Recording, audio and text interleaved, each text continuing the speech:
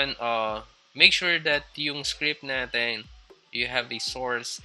Tapos instead ng loops, kailangan natin lagay dito is yung window-method.js file. Alright, so kapag check natin yung output natin, so kanina meron tayo kahit pa paano lumalabas dito. So right now, wala. Okay, kasi wala pa tayong nilalagay na kahit andito sa windows-methods.js natin. So let's just add a comment. So lagay natin dito is window methods. So importante yung mga comment guys kasi para at least indicated sa inyo or alam natin kung para saan ba yung mga ginagawa natin. So objects and properties. Alright, so properties, yeah. Alright, so first we're going to use a window methods, which is kilala to, which is alert. Alright, so paano gamitin yung alert? So this one is just a method na available. So yung alert is a method with one argument. So sa loob, you can use a string. So let's say, lagay natin dito is yung sikat na hello world sa programming language. Alright, so in this case, pag daw ni-run natin to, merong mag-alert dun sa window natin na hello world. Hello world. Okay, so I hope that it makes sense. So ang tawag dito is window methods. Pag in-okay natin siya, okay na. Alright, so next. So kung merong window or alert, meron tinatawag na prompt. Alright, prompt. So paano naman yung prompt? So prompt, you need to declare a variable first, which is pangalanan natin siya ng const, pangalanan natin ito na input is equal to prompt. Alright, so it's like a alert din siya, meron din siyang method, kaya ang tawag sa kanya is window method. Right, so this one is available sa JavaScript. So pinasok natin siya sa isang variable. So bakit natin ginawa yan? Kasi itong variable na to, gagamitin natin siya mamaya. So since alam nyo na yung paggamit ng alert, 'di ba? I-ano natin sila, pagsamahin natin silang dalawa. So alert. Alright, so alert has one and only argument then, or an argument. Ipasok natin yung prompt natin sa loob. So si prompt, pinasok natin kay input. Si input, pinasok natin kay prompt, kay alert. So basically, kapag may nag-alert, merong mag-prompt sa loob. So sige, pakita natin. Sabi niya dito, hello world pa rin. Kapag in-enter natin to, merong prompt na sasabihin natin. Ganito yung itsura ng prompt window methods. Alright? So parang sinasabi niya dito is, let's say, yes. Kapag in-okay natin siya, sasabihin niya, yes. Kasi, pinasok natin yung prompt. Ito yun yung una. Tanggalin natin itong hello world. Para ulit-ulit. Alright, so, save natin. Magkakaroon tayo ng input. Right, yung input is, you can able to put anything here, dito. So, it depends on sa program. Tapos, sinama lang natin siya sa alert window. So, ibig sabihin ko, anong in-input natin dito sa prompt, yun yung i-alert niya. Alright. So, in this case, let's say, hello everyone. Oops, muna-spelling natin. Everyone. Ngayon, kapag in-okay natin to, may sasabi dito na, hello everyone. Okay. Alright, so if that it makes sense, so baka pwedeng makita nyo or maisip nyo na pwedeng gamitin. So, ito, medyo gamit na sa pag-program. So, confirm. So, kung merong prompt, merong confirm. So, tanggalin ko to para hindi siya So, I'm going to use conditional statement. So, bago siya mag-confirm, I wanted to have a condition or validation. Si confirm, you can add a confirm. So, it was indeed a method, kaya meron siya parentheses. So, sabihin natin dito, are you sure? So, question mark. Right? So, si confirm kasi, it's a boolean, true or false.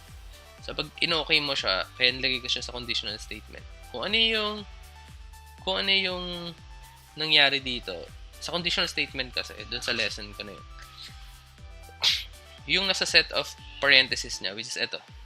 Okay, itong nasa loob na. ang tawag dito is argument or condition. Na kapag totoo, kung this one is true, yung nasa loob ng curly braces, yun yung mangyayari. Okay? Kapag hindi naman to totoo, kapag this one is false, maghahanap siya ng else. Alright? Para do something else. Alright? So, ganun mag-work si conditional statement. So, in this case, I wanted to just console.log. Ilog natin is yes. Else, so I'm going to copy. Kalimutan ko mag-add ng semicolon. Paste in. Lagay natin na no. Kasi no. So ngayon si confirm, it's a boolean. So kapag sinabi mo yung boolean, true or false. So kapag pinindot natin yung okay, ito yung mag-run. Kasi ibig sabihin, in-okay natin siya. Pag else, ito naman yung sige, pakita natin para mas madaling makita. Sabi niya dito, are you sure? Kapag pinindot mo yung cancel, ibig sabihin, it's a false. Kasi hindi mo kinonfirm. Nagets? So, hindi mag-run yung console.log. Yes. Ang mag-run is yung no. Alright? So, lagyan natin yung semicolon. Alright? So, I hope that it makes sense. Ngayon, kapag in-okay natin siya, it's a boolean of true. So, ibig sabihin, yung condition is totoo. Ang mag-run is yung nasa loob ng set of curly braces na if. I hope that it makes sense. Sana naintindihan niyo yung purpose mo. So now, pakita natin, cancel muna natin. So kapag kinancel natin, meron magsasabi na no. Right? So ibig sabihin, kinancel niya yung confirm. Hindi niya kina-confirm. So ang nag-run sa conditional statement, so ibig sabihin, this confirmation is false. Ibig sabihin, hindi niya in-okay. Pero kapag kinonfirm niya, pinindot niya yes, ang mag-run is yung set of curly braces at hindi yung else statement. Ulitin natin. So, okay. Are you sure? So, yes. So, I hope that it makes sense, guys. So, baka pwedeng magamit nyo dun sa mga program na pwede nyo gawin. So, that's why dinidiscuss ko to. Alright, so we're done with the window methods. Alright, so let's move on with the objects. Or, this one is not an object, but it's a property. Mamaya pati yung object. Yeah, so it's a property muna pala. Nauna yung properties. Alright, so I'm going to declare a variable let. Okay? Let. Ibig sabihin ng variable na let is you can able to change yung value o yung laman ng isang variable. Kapag const is from the word constant, so hindi mo siya pwede palitan. So in this case, gagamitin ko yung let para at least hindi ko na ulit-ulitin yung pag-redundant ng pagko-console.log dito. Alright. So, pangalanan ko siya ng value. So, in this case is wala siyang laman. So, it's a undefined. Kapag kinonsole.log natin yan, that value na yan, of course, undefined. So, the good thing about let is will allow you to use those variable without a value. So, ano yung purpose ng bakit naglagay ka ng variable na walang value? Okay? So, syempre yung purpose nun is, let's say, eto, wala siyang laman. Okay, empty siya. So, pwede ko siyang lagyan anytime. Kahit anong gusto ko. So, kung plano mo, lagyan siya, tapos gamitin mo yung laman, tapos lagyan mo ulit, gamitin mo yung laman. So, dapat ang declaration ng variable mo is let. Kay cons, hindi pwede yun. Kung ano yung laman ng variable mo, yun lang.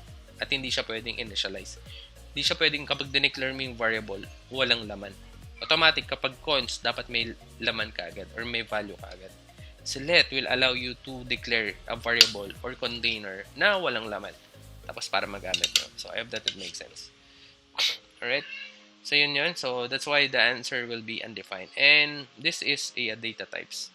Right? So, importante yan. Sa programming language, lahat, pati yung undefined, null, ginagamit yan sa pagpaprogram.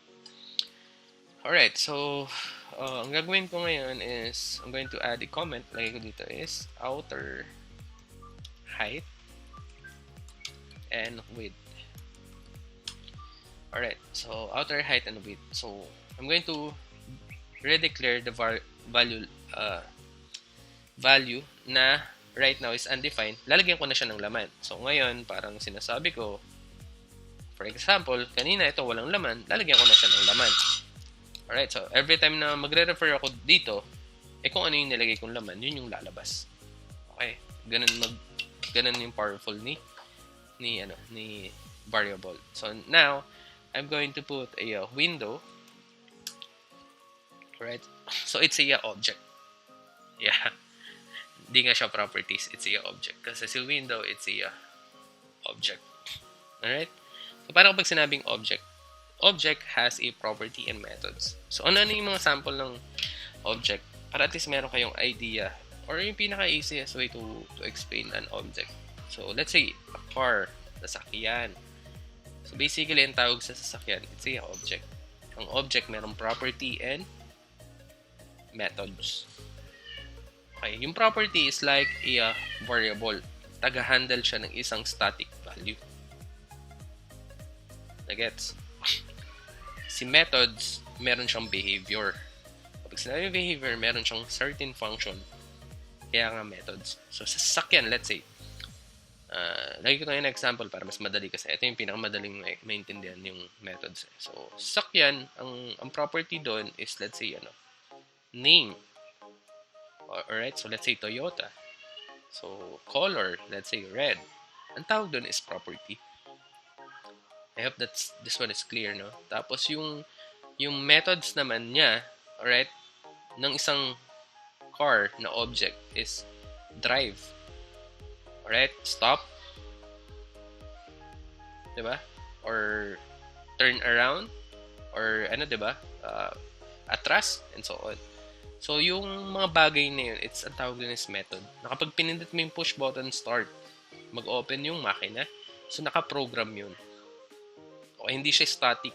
So, pinrogram yun. Na kapag pinindot mo, mayroong mangyayaring isang bagay. So, ganun nag-work si methods. So, I hope that it makes sense.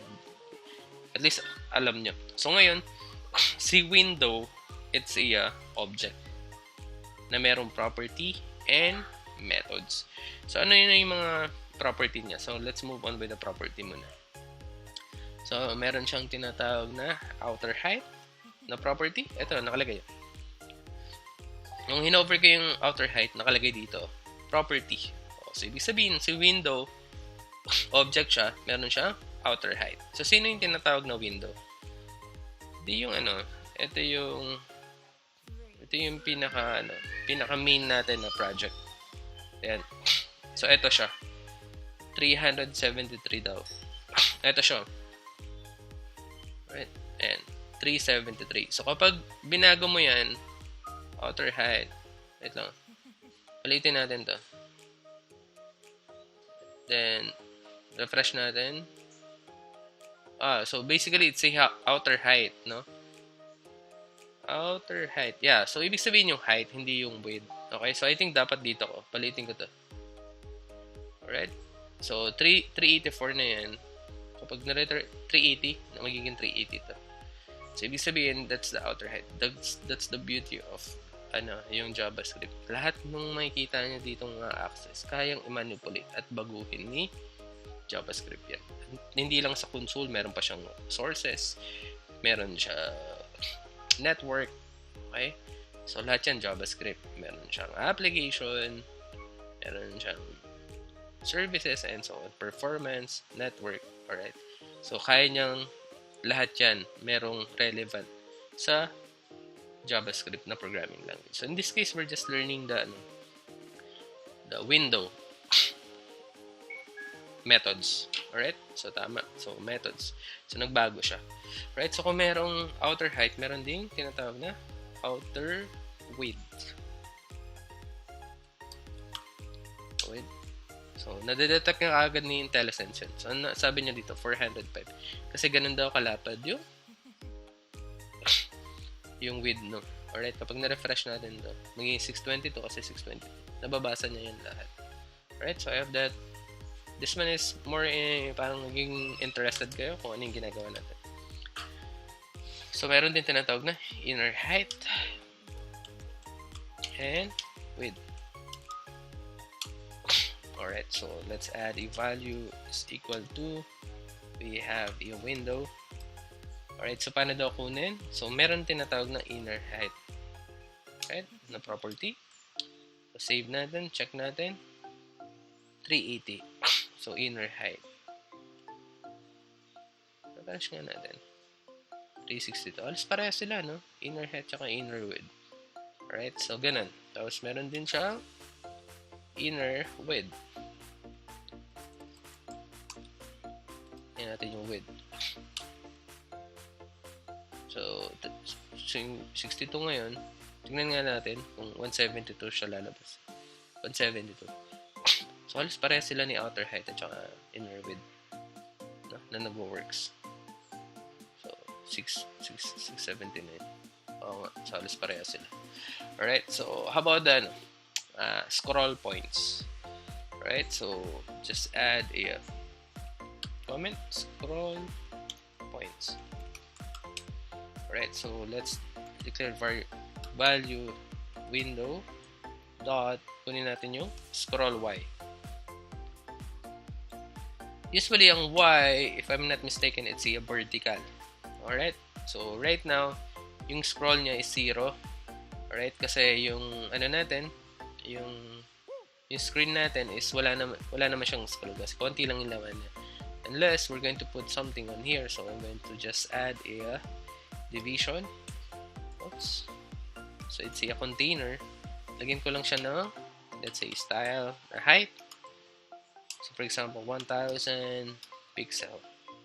Para lang magkaroon siya ng scroll. Ayan. Magkaroon ba siya ng scroll? Yan. Try nga natin refresh. So 0 pa rin siya. Ano ba nalagay ko? Scroll Y. Sorry.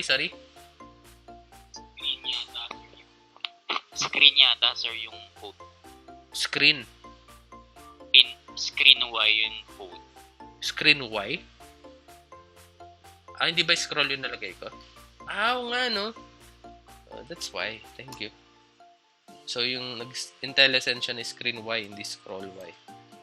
Thank you. Yan, tataka ko eh. See, scroll. Ito, scroll Y. Thank you. Ayan. Ayan. So, nakita nyo 353 na siya. Right? So, kapag refresh natin, 0 kasi hindi pa natin siya ni-scroll. Kapag in-scroll ko pa siya ng konti at i-refresh natin siya, makukuha na 249. Scroll pa natin. Refresh natin. Makukuha hanggang 253 yung sagad niya. Okay, kapag inangat ko uli siya, refresh natin 0. Alright? So, yun yung scroll Y. So, let's see a vertical. So, merong mga part na you can, yung parang, let's say, kapag in-scroll mo, merong mag-run na function, tapos may lalabas na, mag-animate dun sa website. Yung mga nakikita nyo kapag in-scroll, saka siya nag-trigger. Yun. Ganito yun, guys. Ganito. Alright. Then, kung merong Y, merong X. So, ngayon, kailangan natin maglagay ng try natin yung width. Alright, try natin yung width. This one is a property ni CSS. So, ngayon, I think, yan. Wala. Refresh natin. 0 pa rin siya. Ito.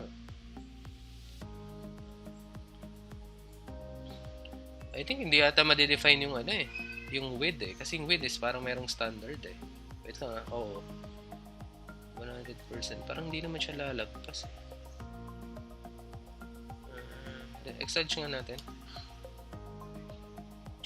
Wala pa rin siyang scroll. Paano? Unless maglagay ka ng image dyan na sobrang laki siguro para lumagpas siya. But for now, so yun. Siya yung width naman. Scroll X. Tama ba yung ko kasi? Ayan, tama naman. Alright, pero this one is not working. Right, so how about the let's move on with the location. So meron tinatawag na location object. So ito medyo pulled in to. Alright, so let's declare a variable value. Alright, so ilagay natin equal natin window. So kanina property lang siya, ngayon gamitan natin siya ng location property. Sorry. property na outer height, inner width, scroll width. So, meron din siya tinatawag na property na location. So, yung location, I think, punta nga tayo sa console.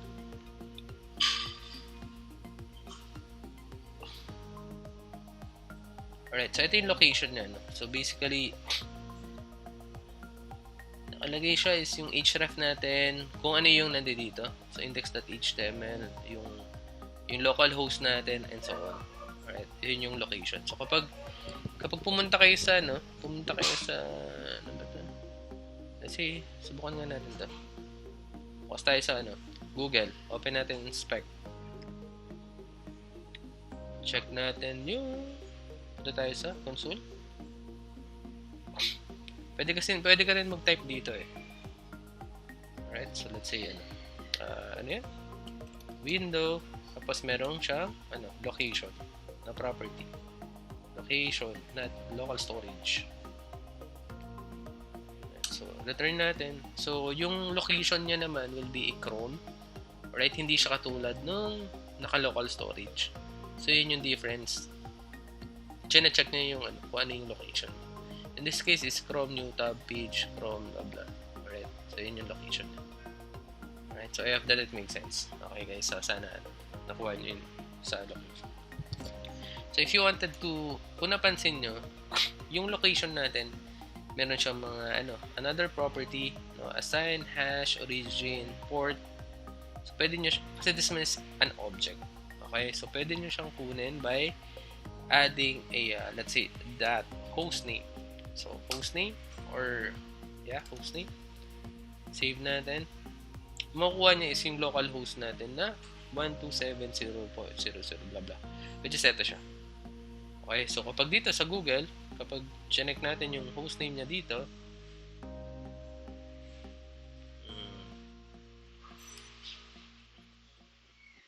dot hostname. So, it's a new tab page. Yun yung host name niya. Ito siya, new tab page. Alright? So, let's move on with port. So, what if kung port yung gamitin natin? Yung gusto natin i-manipulate. So, ano yung purpose ng neto mo to? Kasi guys, application kasi, dapat you should know to create a front-end application. So, yung port natin is port 55 o 5,500. Alright? So, ito, yung port niya, natin, will be empty string, no? Kasi naka-deploy siya sa URL. Okay? So, tayo, naka-local host kasi tayo, kaya meron tayong port. Ayan. Alright, so let's move on with the href. What is href? It's a hyper reference. Href. So, ito yung link ng pinaka URL natin. So, you can access this through that link. So, dito, we can change this one to, ano yung kinodes natin? Href. Alright, check natin. Alright, so, ayan. So, ito yung link ng Chrome natin. Kapag click mo, mag-open ka na naman ng bago. So, ito yung ito yung kung paano niya ginawa ata yan. Alright, so ng Google. Alright, so sige, look tayo with the element or console. Alright, so I hope that intindihan nyo kung paano gamitin. So yung search, forgot to, paano ba yun sa search? Forgot to, para saan tong search na to? I think dito, kapag nag-search ba ako? Search. Forget to have yung search, say Google. Pero hindi niya na mababasa yun eh. Mababasa niya pa ba? So, check nga natin. Window the location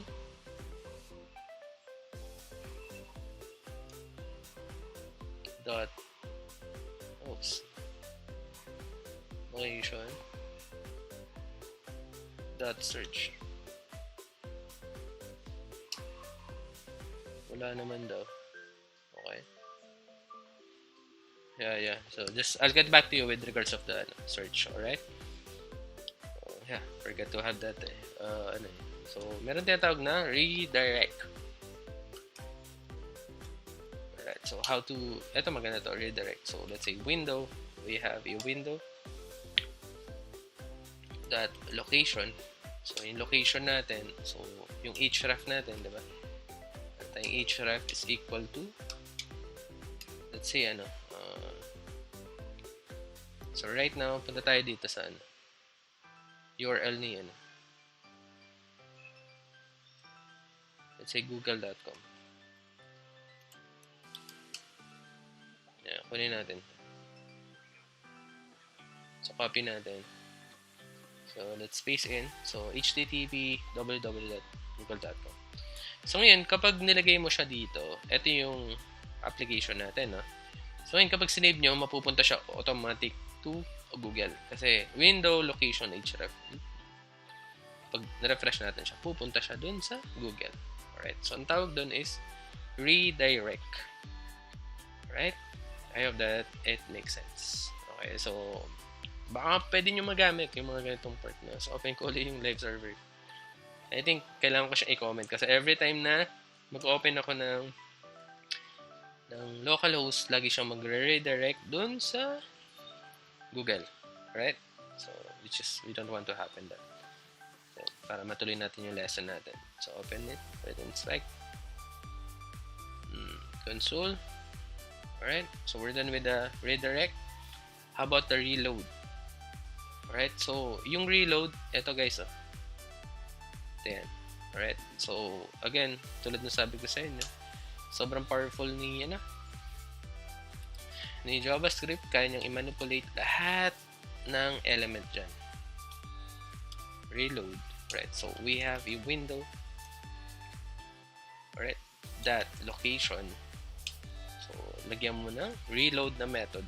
So, method siya, meron siyang parenthesis. So, every time na kapag save natin yan, lagi siya mag-reload. Ayan o, kita nyo? Ikot siya ng ikot. So, I would suggest if you wanted to have an application like this, yung pwede nyo magamit, just add a button. No? Pwede kayo mag-add ng button na kapag click niya yung button mo, doon sa application mo, magre-reload yung page mo. So, in this case kasi, dinaredyo ko eh. So, for this demonstration lang. Alright? So, ngayon, tanggalin natin yung reload.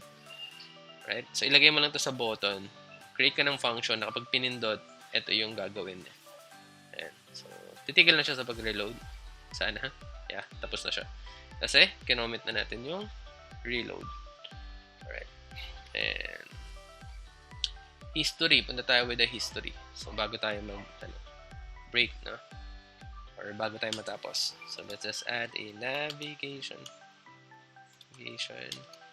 object. So, let's really clear the value. It's equal to yung window natin dot navigator. Okay. The property. Check natin. Value. Saan na yung Ayan. So, yung navigator natin, ito.